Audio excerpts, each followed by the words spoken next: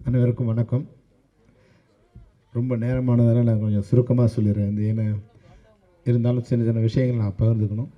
இந்த கேப்டன் பிரபாகரனை உருவாக்க காரணமாக இருந்த காரணகர்த்தாக்கள் ஆசை இப்ராஹிம் ராவுத்தர், திரு கேப்டன் விஜயகாந்த் அவர்கள். இந்த 2 பேரும் தான் இந்த படத்தை உருவாக்குறதுக்கு காரணமாக இருந்தாங்க. புலன் விசாரணைக்கு பின்னர் நான் ஜிவி சார் படம் பண்ணுறாமல் இருந்தது. ராவுத்தர் கூப்பிட்டாரு, செல்வமணி நீ அடுத்த அண்ணன் படத்தை பண்ணணுன்னாரு. ஓகே நானும் ஓகே. என்ன எனக்கு வந்து என்ன எங்கள் அப்பா அம்மா ஒரு 100 ரூபா என்னை நம்பி செலவு பண்ண முடியாத ஒரு காலகட்டத்தில் என்னை நம்பி 1 கோடி ரூபாயில் புலன் விசாரணை படம் பண்ணவங்க ராவுத்தரும் விஜயகாந்த் சாரும். ஸோ அது அடுத்து யார் பணமும் எனக்கு பெருசு இல்லை. என்னை வளர்த்து ஆளாக்குனா எனக்கு வாழ்க்கையில் எப்படி வந்து என் தாய் தந்தை முக்கியமோ அது மாதிரி திரைப்படத்துறையில் என்னோடய பெற்றோர் வந்து ஆசை இப்ராஹிம் ராவுத்தரும் விஜயகாந்த் சார் தான். அதனால் வந்து எனக்கு இது வரைக்கும் எனக்கு எந்த விதமான வருத்தமும் இல்லை. ஐயோ பணம் போச்சு படம் போச்சு அது எதை பற்றியும் நான் கவலைப்படுறதில்ல. அவங்க தான் என்னோடய வாழ்க்கையில் ரொம்ப முக்கியமானவங்க. அதுக்கப்புறம் இந்த படத்தை 94வது படமாக தான் நாங்கள் ஆரம்பிக்கிறோம்.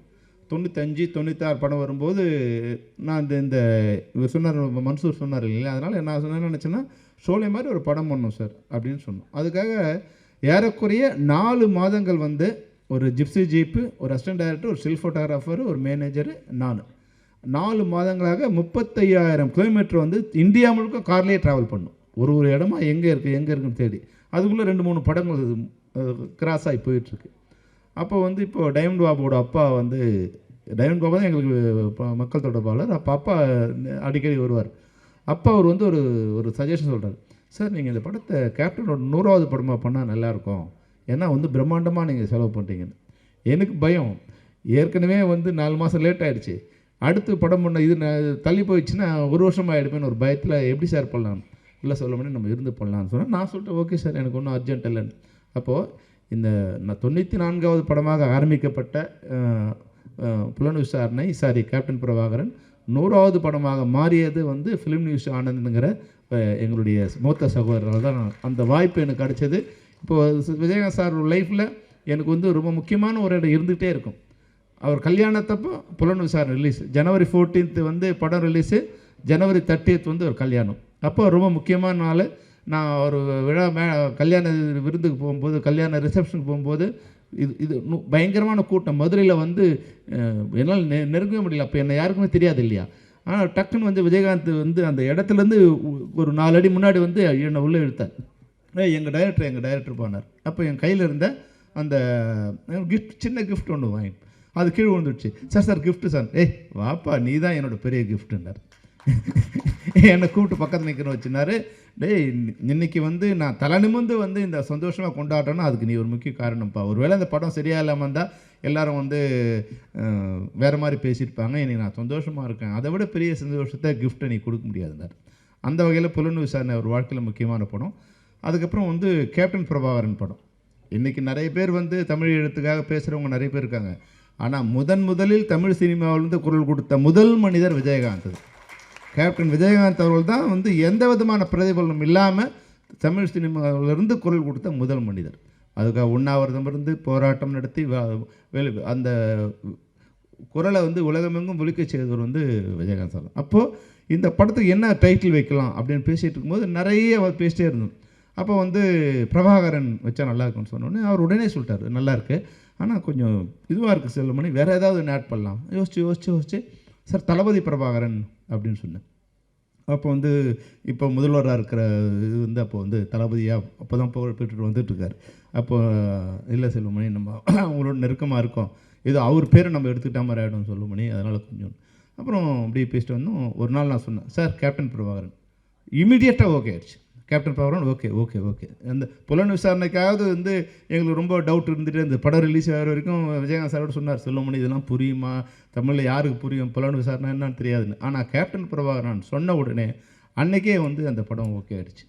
அதுக்கப்புறம் இவ்வளோ பிரம்மாண்டமான படத்தை தயாரிக்கிறதுக்கு காரணமானதவர் ஒரு ராவுத்தர் தான். என்ன செலவு பண்ணாலும் என்ன கேட்டாலும் அது அனுப்பிச்சிட்டே இருப்பாங்க. அதுபோல் இன்னைக்கு இவர் சொன்னார் பாருங்க, வந்து நம்ம சிவா சார் உண்மையாகவே ரத்தம் சிந்தி இந்த ட்ரெய்லரில் நீங்கள் பார்த்துருப்பீங்களே, ஒரு ஷார்ட் அப்படி தொங்கிட்டே வருவார், ஒரு கையில் கன்று ஒரு கையில். அந்த 20 அடி ஹைட்டில் இருக்குது, அது வரும்போது இது அறுந்துடுச்சு, மேலே இருக்கிற ரோப் அறுந்துடுச்சு. 2 கையில் இருந்தால் கூட ஏதோ கொஞ்சம் மேனேஜ் பண்ணலாம். ஒரு கையில் ரோப்பு, ஒரு கையில் கன் இருக்கும். வந்துட்டு போது ரோப் எடுத்து அப்படியே கீழே விழுந்தார். சார் அதுதான் கடவுள் புண்ணியம் சார். இங்கே வந்து ஒரு ராக்கு பக்கத்தில் வந்து ஒரு புதர் மேலே விழுந்தார். ராக்கு மேலே விழுந்தாருன்னா அவர் வேறு மாதிரி ஆயிருக்கும். அவ்வளோ உடனே டக்குன்னு நின்றார். எல்லாமே ஷாக் ஆகிட்டோம். ஒன்று ஓடி வந்தாங்க. அவருக்கு வந்து கீழே புதர் மேலே விழுந்ததில் இந்த பேக் போன் கொஞ்சம் இதுவாகிடுச்சு, பேக்கில் கொஞ்சம் ரொம்ப வலி. எழுந்து நின்று மெதுவாக என் கை மேலே, என் தோல் மேலே கை போட்டுக்கிட்டு சொன்னார், செல்வமணி வேறு ஷாட் ஏதோ எடுத்துட்டு அவங்க பயந்துருவாங்க, என்னால் நிற்க முடியல அப்படின்னு சொல்லிட்டு ஏதாவது க்ளோஸ்அப் மட்டும் எடுனார். உடனே நான் வந்து ஒரு க்ளோஸ்அப் எடுத்துகிட்டு சார் அப்புறம் இவர்கிட்ட ஸ்டன் மாஸ்டர்கிட்ட, இல்லை சார் கொஞ்சம் எனக்கு வேறு ஒர்க் இருக்குது, நீங்கள் அப்புறம் எடுத்துக்கலாம் சார் அப்படின்னு விஜயகாந்த் சிஸ்டர். நான் கொஞ்சம் ஓவர் பவர் பண்ணுற மாதிரி ஒரு சின்ன ட்ராமா பண்ணி அமிச்சோம். ஏன்னா அவர் எதுக்கு சொன்னார்னா, இல்லை செல்வமணி எனக்கு அடிபட்டதுன்னு நினச்சேன், அப்புறம் ஸ்டன் மாஸ்டர் ஷாட் எடுக்க மாட்டாங்க, பயப்படுவாங்க, அப்போது வந்து நாளையிலேருந்தே வந்து வேறு மாதிரி எடுப்பாங்க, அதனால் அடிப்பட்டது வெளியே யாரும் சொல்லக்கூடாதுன்னார். அப்போது எவ்வளோ ஒளி தனக்குள்ளே இருந்தால் கூட அதை யாருக்குமே வெளியே காமிச்சிக்காமல் அந்த ப்ராடக்ட்டும் நல்லா வரணுங்கிறதுக்காக மிக அதிகமாக பாடுபட்டவர். ஒரு ஷாட்டும் நான் இது மாதிரி சொல்லிகிட்டே இருக்கலாம், 1000 வருஷம் நமக்கு டைம் ஆகிடுச்சு. நான் வந்து அந்த படமே மொத்தமாக ஆக்ஷன் தான். அப்போ வந்து இது போல் வந்து ஒரு 150 அடி ஒரு கார்னல் ஒன்று கீழே போயிட்டுருக்கு, 60 அடி ஹைட்டில் போயிட்டுருக்கு. இந்த மரத்துலையும் அந்த மரத்துலையும் கயிறு கட்டிட்டு கீழே ஒரு கயிறு மேலே ஒரு கயிறு, ஒரு 6 அடி ஆளுக்கு வச்சுட்டு மேலே இப்படி கை பிடிச்சிட்டு வர மாதிரி ஒரு இது பண்ணி எல்லாம் டெவலப் பண்ணி, ஸ்டன் மாஸ்டர் வேறு வரல, கொஞ்சம் லேட் ஆகிடுச்சு. அதை நாங்களே பண்ணலாம், சரி இது சாங் சீன் தானேன்னு சொல்லிட்டு நாங்கள் ரெடி பண்ணிட்டோம். போகும்போது ஆள்லாம் ஏற்றி எல்லாம் ரெடி பண்ணிட்டு போனோம், எல்லாம் செக் பண்ணி வெரிஃபை பண்ணி போனோம், எல்லாம் கரெக்டாக இருந்தது. அப்புறம் போகும்போது நாங்கள் ஒரு ஆளை வச்சு போனோம். இப்போ 6 பேர் அந்த கமாண்டர்ஸ் போகும்போது அது சென்டருக்கு போகும்போது கயிறு தொங்க ஆரம்பிச்சிச்சு. ஏன்னா இப்போ வந்து இன்னும் 6 ஒருத்தர் இருக்கும்போது கயிறு ஸ்ட்ராங்காக இருந்தது, 6 பேர் இருக்கும்போது கீழே நிற்கிற கயிறு வந்து கீழே இறங்கிடுச்சு. இறங்கினா மேலே இருக்கிற கயிறு அவங்களால பிடிக்க முடியல, ஈஸியாக பிடிக்க முடியல, அதில் தொங்க வேண்டியதாக இருக்குது. அப்போது சென்ட்ரல் நிற்கிறாங்க, இப்படி வந்தாலும் 75 அடி, அப்படி போனாலும் 75 அடி. சார் அவர் இறங்கி வந்து நிற்கும்போது இந்த கை ஒரு பிஞ்சு கையில் அப்படியே ரத்தம் அப்படியே ஊற்று சார். பரவாயில்ல செல்வனே, பரவாயில்ல பார்த்துக்கலாம் அப்படின்னு. இது மாதிரி அந்த படம் முழுக்க ரத்தம் சிந்தி அவர் ஒர்க் பண்ணார். அந்த உழைப்பு தான் இன்றைக்கி 35 வருஷம் கழிச்சா கூட இந்த படத்தை மாதிரி இன்னொரு படம் எடுக்க முடியாதுங்கிறது காரணம் அன்னைக்கு விஜயகாந்த் சார் உழைப்பு. அது மாதிரி மன்சூர், இதை வந்து நான் ஷோலே தான் வந்து என்னோடய அடுத்து எடுக்கணும்னு வந்து என்னை அதிகமாக இன்ஃப்ளூயன்ஸ் படம் ஷோலே தான். ஷோலே மாதிரி ஒரு படம் எடுக்கணும்னு தான் நான் முடிவு பண்ணேன். அப்போது வந்து அம்ஜத் கான் மாதிரி அதை வந்து இது பண்ணணுச்சு. அப்போ யாரை போடலான்னா யாரையாவது ஒருத்தர் போட்டோமா அது வந்து அவங்களோட இமேஜ் தான் இருக்கும். இப்போ ராதார் விசரப்பு இருக்கார், அது மாதிரி அந்த இமேஜ் வந்துடும். இப்போ வந்து அது இருக்கக்கூடாது, அப்போ யாரை புதுசாக போடலாம் அப்படின்னு புதுசாக போடுறது முடிவு பண்ணிட்டோம். புதுசாக போன பிறகு அப்புறம் வந்து மன்சூர் அலிகான், இப்போ ரவி மரியா சொன்ன மாதிரி மன்சூர் அலிகான் ரொம்ப அழகாக இருப்பார், கொஞ்சம் ஃபெமைனின் வேறு இருக்கும். அவர் நடக்கும்போது ஒரு சின்ன ஒரு ஒரு டான்ஸராக இருந்ததால் ஒரு சின்ன ஒரு பெண்மை வேறு இருக்கும். அது மீசை வேறு அவருக்கு இருக்காது, மீசை கொஞ்சம் கொஞ்சம் அங்கங்கே இருக்கும். அது முடி வேறு கொஞ்சம் லென்த்தாக வச்சுருப்பார். அது கொஞ்சம் சரியாக இல்லையேன்னு சரி அப்போ கரிகாலன் என்னோடய இதில் ஃபில்மென்ஸில் படித்தார். அவர் ரொம்ப நல்லா பர்ஃபெக்டாக அப்படியே வீரப்பன் மாதிரி அந்த கெட்டப்லாம் போட்டு அழகாக இருந்தார். அப்புறம் இன்னொருத்தர் 3 பேருக்கு போட்டு எடுத்துடலான்னு முதல்ல நான் கரிகாலன் வச்சு தான் 2 நாள் ஷூட் பண்ணேன். கரிகாலன் வந்து அப்பீரன்ஸ் ரொம்ப நல்லா இருந்தது, பியூட்டிஃபுல்லாக இருந்தது. ஆனால் அவருக்கு வந்து அந்த கான்ஷியஸ் அந்த இது வரல. அப்புறம் இவருக்கு வந்து நம்ம மன்சூர் அலிகானுக்கு வந்து அந்த காஸ்டியூமை போட்டுட்டு கண்ணில் வந்து சொல்லிட்டு இருந்தாருலாம் சுத்த விட்டுட்டோம்னு எனக்கு மைண்டில் செட் ஆகலை. அதனால் வந்து அது பார்த்துனே இருக்கேன். இவங்களுக்கு காஸ்டியூம்லாம் போட்டு விட்டுட்டு இவங்க பாட்டு நடவடிக்கையெல்லாம் கவனிச்சிட்டே இருக்கேன். மன்சூர் வந்து ஒரு நாள் வந்து அந்த காதில் கடுக்கணும் மாதிரின்னா அப்போ இவருக்கு ஓட்டை இல்லை, அதனால் ஒட்ட வைக்கணும். இது வந்து நினச்சா மதியானத்துக்கு மேலே அந்த இது வந்து கீழே காஞ்சதால் கீழே விழுந்துடுச்சு. அப்போ காஸ்டியூமரை கூப்பிட்டு அந்த இது கடுக்கனை எடுங்கிறார். அவன் வந்து ராஜேந்திரன் இப்போ வந்தார் இல்லையா, ராஜேந்திரன் மனைவி வந்தான். அவர் ராஜேந்திரன் அப்போ தான் விஜயகாந்த் சாரோட 100 படம் ஒர்க் பண்ண காஸ்டியூமர். அவன் வந்து விஜயகாந்த் சாருக்கே சரியாக இது பண்ண மாட்டான். இவர் எப்படி மதிப்பாவன்? யோ நீ ஏற்றா அப்படின்னா பல்லார்னு ஒரு அரசு அறிவன். யார்கிட்ட பேசுகிறேன்? நான் வீரப்பங்கிட்ட பேசுகிறேன் சார். நான் தூரத்துலேருந்து பார்க்குறேன், அவன் வீரப்பானே மாறிட்டான். இந்த சந்திரமுகியில் வந்து எப்படி வந்து ரஜினி சார் சொல்லுவார்ல, அவன் வந்து சந்திரமுகியாவாக மாறிட்டாங்கன்னு, அது மாதிரி இவன் அந்த கெட்டப்பு அது அப்புறம் இவர் வந்து நான் வாட்ச் பண்ணிகிட்டே இருக்கேன். மன்சூர் போகிறது நடக்கிறதெல்லாம் அவனுக்குள்ளே வீரப்பங்கிற ஆவி உள்ளே பூந்துடுச்சு. அவன் மன்சூராகவே இல்லை. அப்போது இவர் தான் சரியான ஆள். நம்ம இவருக்கு எதுவுமே தெரியாது, குதிரை ஓட்ட தெரியாது. எப்படி குதிரை அண்ணா ஓட்டுவாண்ணே, ஓகே இப்போ இவர் ஒரு ஷாட் எடுக்கணும். குதிரையை வந்து பின்னாடிக்கு வச்சுட்டு லோ ஆங்கிளில் அங்கே வந்து கேமரா வச்சுட்டு புஷ்லேருந்து குதிரையை அடித்தா மேலே வரணும், இந்த கேமரா மேலே ஜம்ப் பண்ணணும். சரி, எல்லாம் ரெடி பண்ணிட்டோம். குதிரை ஓட்ட திரும்ப மன்சூர் அண்ணே நல்லா ஓட்டுவேண்ணே. ஓகே, பியூட்டிஃபுல் குதிரை ஒன்று, அது நெப்போலியன் பேர், அதுதான் அவங்ககிட்ட இருக்கிற நல்ல குதிரை. அவங்ககிட்ட கொடுத்துட்டு ரெடி ஸ்டார்ட் கேமரா. இது வந்து 72 ஃப்ரேம்ஸில் எடுக்கணும். கேமரா ஓடுது, ready start camera, action action action, Mansoor வா வா வா. அண்ணே குதிரை வரமாட்டேங்குதுண்ணே. அப்படியா, ஒன்று நான் வந்து அந்த குதிரை கோவிந்தராஜ் அவரை கூப்பிட்டுறேன். ஏன்னா எனக்கு பயம்னா அப்போலாம் ஃபிலிம் வந்து உங்களுக்கு தெரியும், உயிர் போய்டும். நமக்கு அந்த ஃபிலிம் சுற்ற ஆரம்பிச்சோன்னா நமக்கு வந்து ஹார்ட் அட்டாக் வரும். அது வேறு ஹை ஸ்பீட்னா ஜின்னு ஓடும், நமக்கு இப்போ ஏறும். உடனே 2வது ஷாட்டு, 3வது ஷாட்டு, 4வது ஒரு இது முடிஞ்ச உடனே அந்த ரீலே முடிஞ்சிடும். ஏன்னா அந்த நமக்கு தேவை வந்து ஒரு 200 அடி. எந்த 200 அடின்னு சொல்ல முடியாது. முதல் போட்டவுடனே அது வந்து சுற்ற ஆரம்பித்த உடனே 200 அடியில் வந்து நிற்கும். அப்புறம் நம்ம ஷார்ட் எடுக்கும்போது 200 அடி இருக்குமா இல்லை, அதை உடனே அது கேனை மாற்றணும். 3 can, 4 can, 5 can, 6 can, 7 can sir. ஒரு நாளைக்கு 2000 அடி தான் எனக்கு கொடுப்பாங்க. ஒரு கேனுங்கிறது 400 அடி. இப்போ 7 கேன் வந்து மறுநாள் தான் சேர்த்து முழுங்குறாங்க. உடனே என்ன சொன்னேன், என்ன ஆச்சு இன்னும் வரல. உடனே அந்த குதிரைக்காரனை கூப்பிட்டு கண்ணவன் எடுத்துட்டேன். சரி, அவர் போய் பக்கத்தில் நின்ட்டார். இன்னும் கொஞ்சம் நேங்கச்சு வந்து சொன்னார், சார் எனக்கு குதிரையே ஓட்ட தெரியாது சார். என்னன்னா இவன் இந்த குதிரை இப்படி நிற்கிது இல்லையா, இந்த ரீத்தை இப்படி பிடிச்சிட்டான். அந்த ரீட் இருக்கு இல்லையா, அந்த ரீடை இழுத்து பிடிச்சிட்டான். அதை விட்டால் தான் முன்னாடி போதும். அதை போட்டு அடி அடி அடி அடித்தா குதிரை வந்து நவர மாட்டேங்குது. எனக்கு சொன்னவனே வந்தது கோவம். கொஞ்சம் லெஃப்ட் அண்ட் ரைட் வாங்கினேன். அப்படியே மூஞ்சிலாம் மனுஷருக்கு எனக்கு கோவம் வந்துடுச்சு. ஏன்னா என்கிட்ட ஃபுட்டேஜ் இல்லை, ஃபிலிம் இல்லை. ஒன்று சரிண்ணே பண்ணுறேண்ணே அப்படின்னு கொஞ்சம் இதாகிடுச்சா. சரி, இப்போ தெரிஞ்சிச்சு, மனுஷருக்கு தெரிஞ்சிச்சு இந்த ரீடை விட்டால் குதிரை ஓடுன்னு. அடுத்த இப்போ நாங்கள் திட்டினதெல்லாம் இருக்குல்ல, வச்சு அடிச்சா இருப்பார் குதிரையை. குதிரை அப்படி பிச்சுட்டு கிளம்புனா குதிரை வந்து நாங்கள் 3 அடியில் வர வச்சோம், குதிரை 5 அடியில் வருது.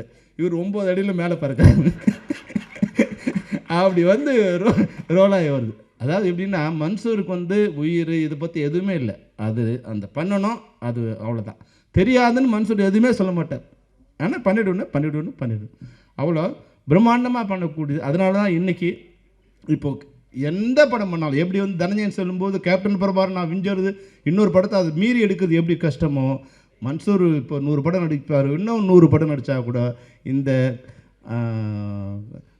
வீரபத்திரங்கிற கேரக்டரை தாண்டி இன்னொரு கேரக்டர் அவர் நடிக்கணுங்கிறது ரொம்ப கஷ்டம். அந்த அளவுக்கு உயிரை கொடுத்து அந்த படம் பண்ணோம். அது மாதிரி எல்லாருமே இப்போ சொன்னாங்களே, சரண்யா மேடம் தான் வந்து ஃபஸ்ட்டு ரம்யா கிருஷ்ணன் கேரக்டர் வந்தாங்க.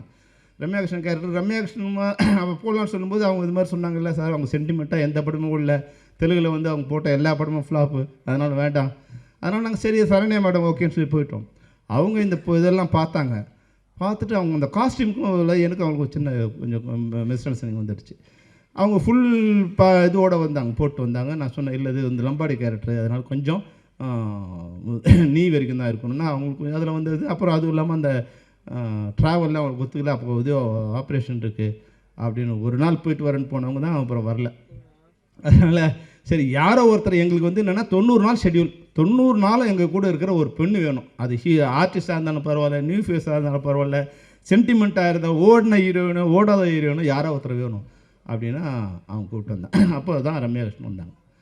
ரம்யா கிருஷ்ணன் வந்தது இந்த படத்துக்கு எவ்வளோ பெரிய ப்ளஸ்ன்னு நீங்கள் பார்த்தீங்கன்னா 35 வருஷம் கழிச்சு கூட அந்த பாட்டு வந்து வரும்போது மக்கள்கிட்ட மிகப்பெரிய ஒரு வெற்றியும் ஆதரவும் இருக்கும்போது உண்மையாக அது கூட வந்து என்னென்னா, நான் அசிஸ்டன்ட் டைரக்டராக இருக்கும்போது அவங்க வந்து ஒரு ஹீரோயின்.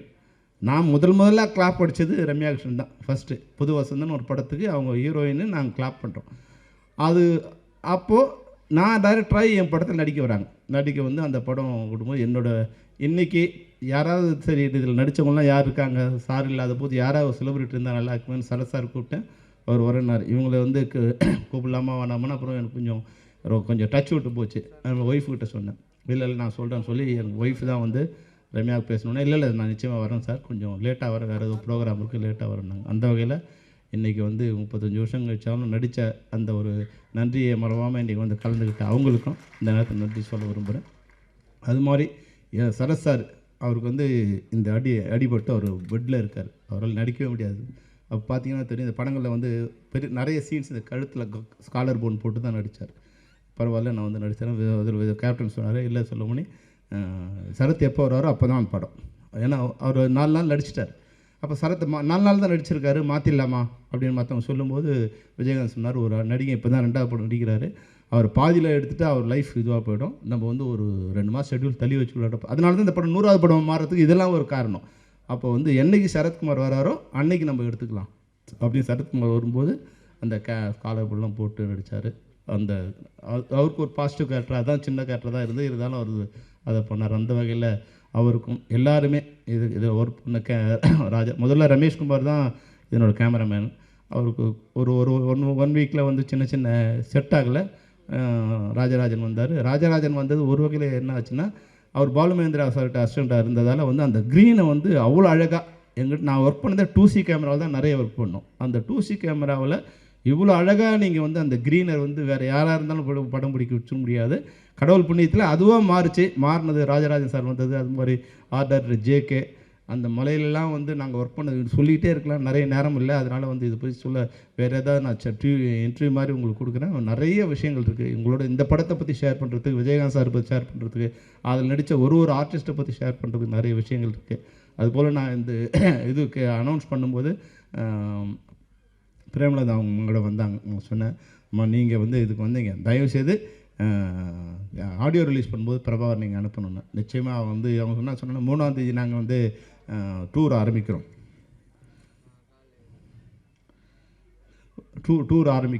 அப்போ டூர் ஆரம்பிக்கிறதால வந்து இப்போ எலெக்ஷன் இதுங்கிறதால நம்ம மக்களை தேடிங்கிறது இது பண்ணுறோம். அதனால் எங்கே இருக்குன்னு தெரியாது எங்களுக்கு. நாங்கள் நீங்கள் எங்கே இருந்தாலும் விஜய் பிரபாகரனை எங்களுக்கு அனுப்பணுமான்னு சொன்னேன்.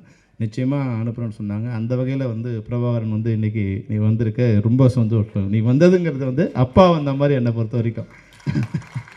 ஏன்னா நான் வந்து விஜய் பிரபாகரனை ஒரு குழந்தையாக இது பண்ணி கையில் தூக்கி சின்ன குழந்தையாக எங்கள் இப்போது விஜயகாந்த் சாரோட பெருமை என்னென்னா, சாதாரண குழந்தைகளாக தான் ரோட்டில் அவங்கள நிற்பாங்க. ஏதோ பெரிய ஹீரோவோட நான் விஜய் பிரபாகரன் பிறந்தது ஒரு ஹீரோவோட 100வது படத்துக்கு அப்புறம்.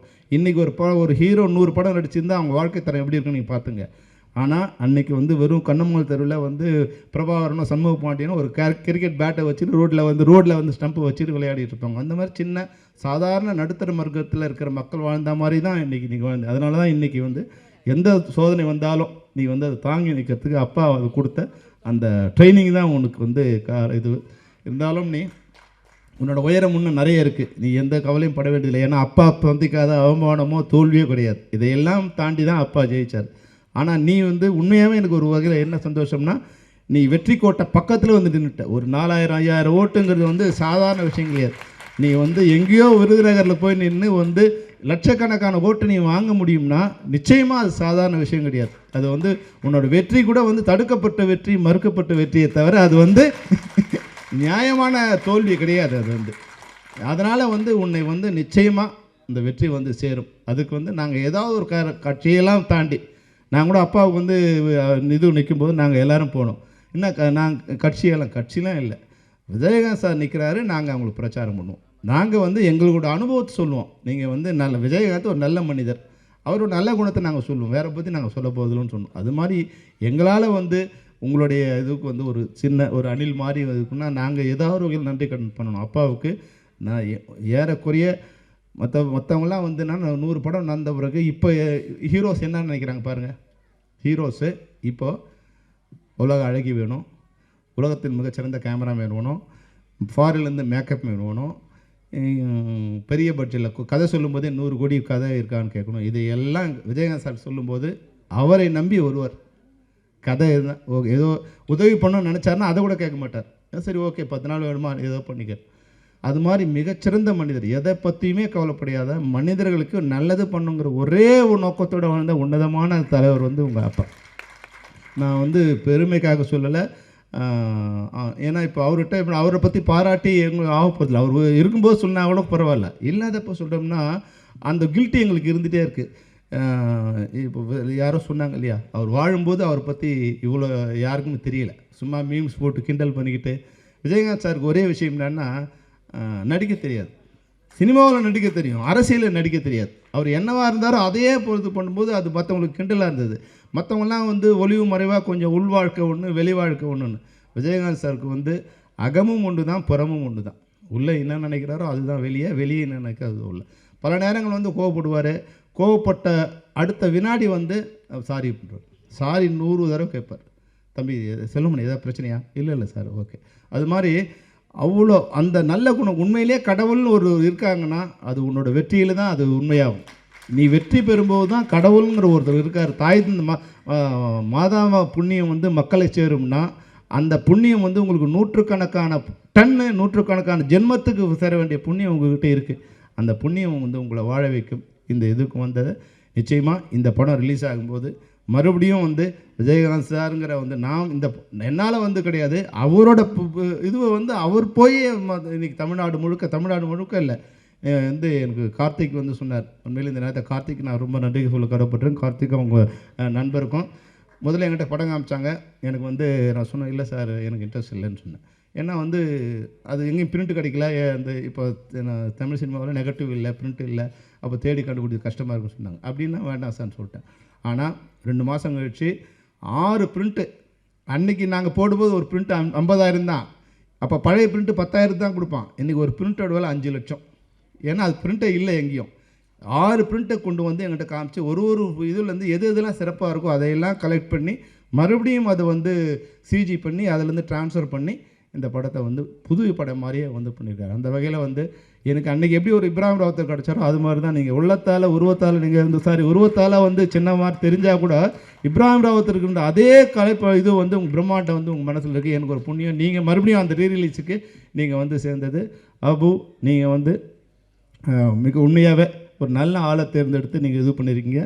எல்லோரும் கேரளாவும் கர்நாடகாவும் இது போன்ற ஒரு சிறந்த டிஸ்ட்ரிபியூட்டர் கொடுத்து அதை நீங்கள் ஒரே நேரத்தில் பண்ணிங்கன்னா நிச்சயமாக வந்து உங்களுக்கு இந்த படத்தின் மூலம் எனக்கு பேர் வரும், உங்களுக்கு பணம் வரும். பேரும் பணமும் உங்களுக்கு வரும்.